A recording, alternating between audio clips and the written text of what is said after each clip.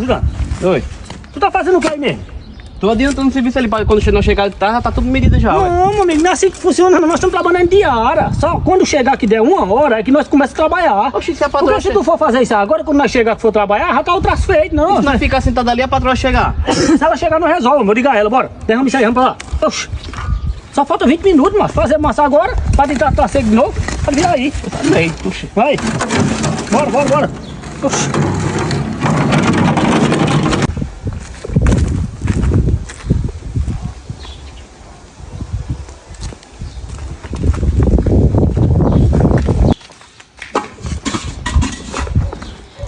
É, ajudante, quanto dia que trabalhou aqui?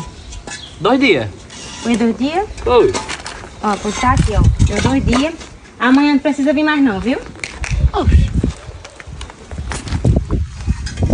Não entendi nada, não.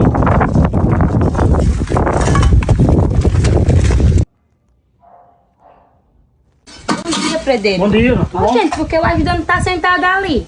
De vez de deixar o traço de massa feito pra deitar, falta 20 minutos ainda pra... Rapaz, eu falei pra ele, eu disse, ó, deixa um traço de massa medida aí, que de tarde não pega no jeito, mas ele disse que quem mandava na obra era a senhora, eu não podia fazer nada. Eu digo, então tá bom, eu vou trabalhar e você fica sentado aí. Pois deixa Eu tô fazendo minha parte, né? Pois deixa que eu resolvo. Tá bom.